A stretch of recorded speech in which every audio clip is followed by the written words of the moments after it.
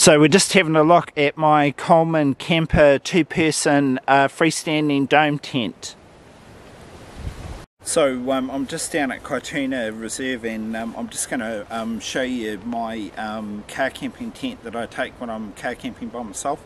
It's a Coleman Camper two-person. What I'll basically do is put the tent up and then I'll go around and talk about it.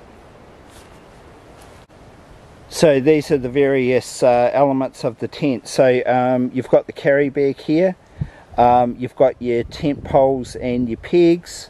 That is the tent outer, and this down the bottom here is the tent inner.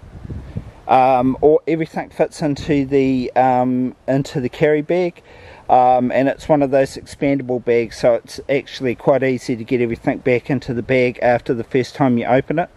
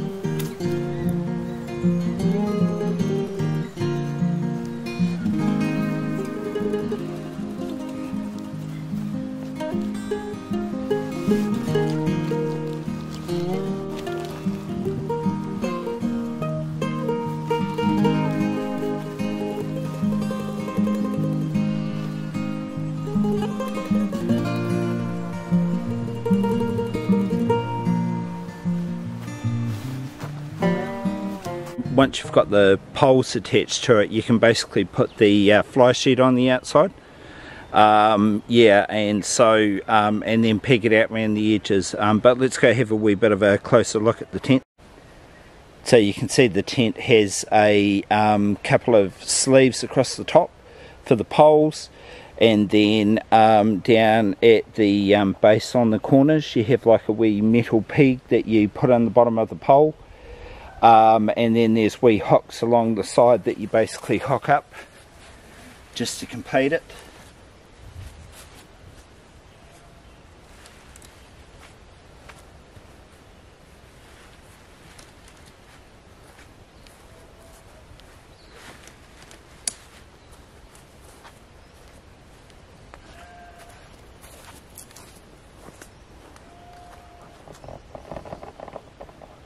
So it's a two-person tent. It's got space in there for two people if you're just using your usual trampoline mats, or if you're using a bigger mat it's got space for one.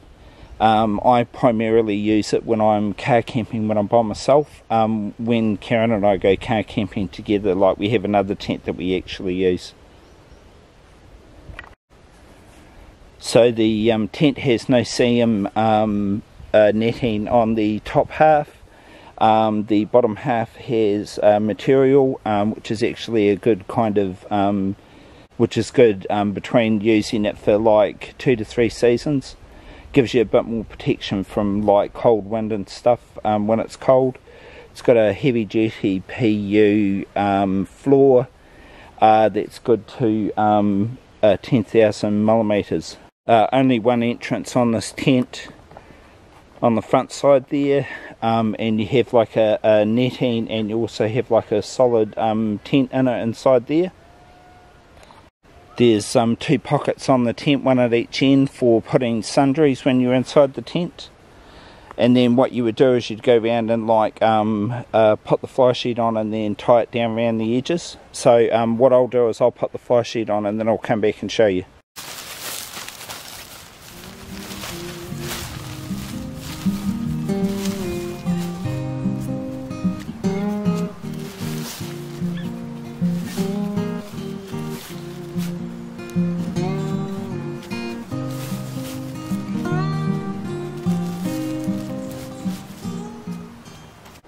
So there's the tent with the fly attached and pegged out. You can see there's 4 pegging out points along the edges. There's a pegging out point at the front and the back for like a wee vestibule, and there's also a line running off each of the corners for pegging the tent out. There's one window at the back of the tent which can be rolled up, and it's got a Velcro and zip system, and then you just have these wee pegs that go through loops to hold it open.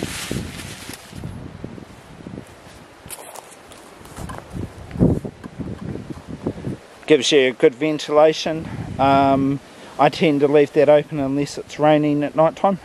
So the fly sheet on the tent's good for 4,000 millimeters. It's not fantastic, but it's good enough for most options that you need in New Zealand.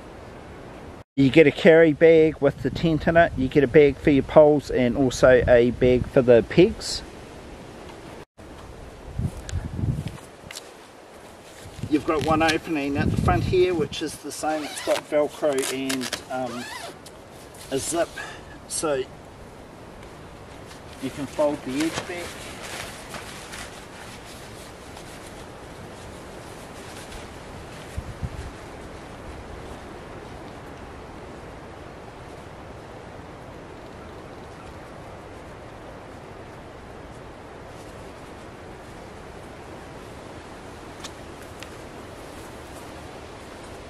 Fold the edge back for some ventilation, and you can also use a trekking pole to peg it out with some extra line to make like a wee fly that you can sit under if you need to. So just sitting inside the tent, so you can see there's a window off to the side here. You've got your entranceway. There's a pocket at both ends of the tent, the head and the foot. There is a space up here for hanging your light if you want to hang a light. Yeah, quite a lot of space in this tent. I always find it's enough for myself. So I'm just sitting inside the tent. You can see there's plenty of headspace up above me. I'm 6'3", and when I lay down in here, basically there's enough space for me to lay down flat. I've got like about an inch at my foot and an inch at my head, so you know, it's big enough for me to sit inside. I've used it a few times. Nelson Lakes National Park, took it up to Arthur's Pass one time, but this would be the tent that I would take out with me if I was car camping and just being by myself. Yeah. So the tent's got a PU plastic floor that's good to 10,000 millimeters, but I back that up by putting a piece of Tyvek or a piece of plastic sheeting under the tent. So basically you never get any water coming up through the floor, and like I was saying before, the fly itself is good to 4,000 millimeters. And so that's pretty good for most summertime, autumn and spring camping in New Zealand. Obviously that might be a wee bit light if you were out in a very heavy storm.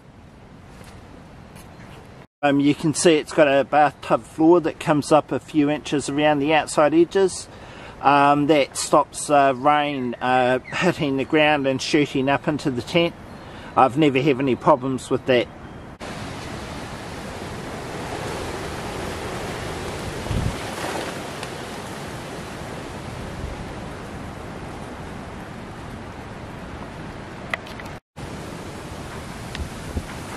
That's showing you the loop system for securing the flaps on the tent.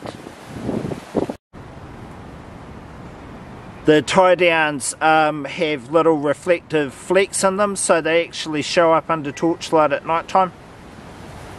That's looking at the peg systems at the end, how you secure the poles to the tent inner, and you can also see the pegs that are just those typical aluminium shepherd's crooks.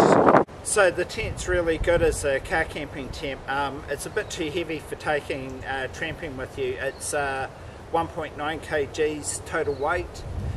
You could lessen the weight a wee bit by replacing the fiberglass poles with some deck poles, metal poles. That would probably shave a couple of 100 grams off it, and if you used aluminium MSR V-stakes rather than these aluminium shepherd's crook, that would probably shave a couple of 100 grams off as well. Yeah, I mean, you could take it camping if there were two of you, just split the load between two people, just a wee bit too much for one person. So packing the tent up is the same as unpacking it.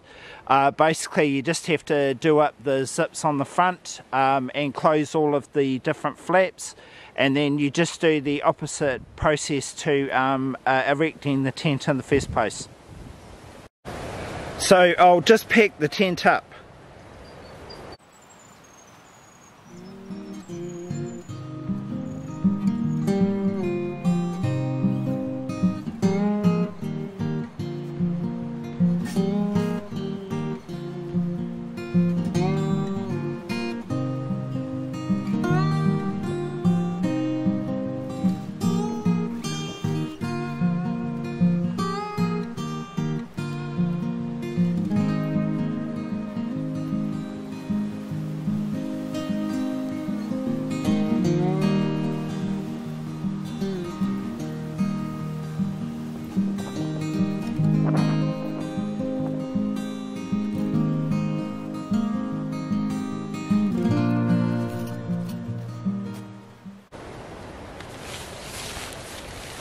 So we just take the fly sheet off, and then just disconnect the poles.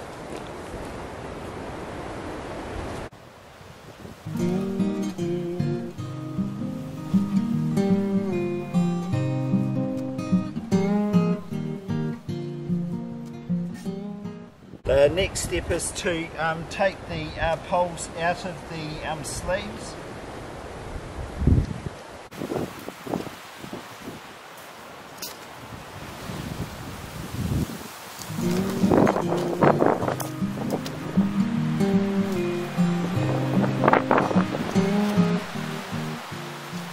The next step is to fold up the inner.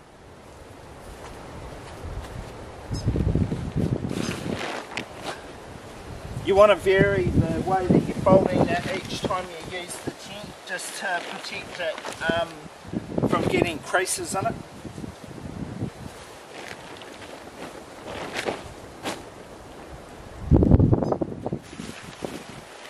Then you just basically put the outer on top of the inner,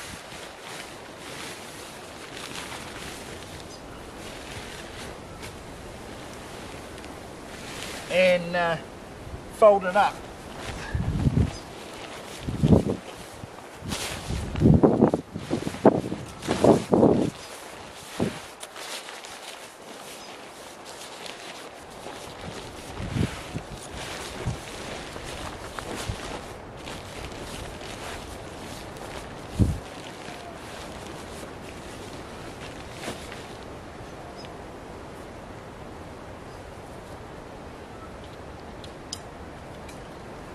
And then you just fold your poles.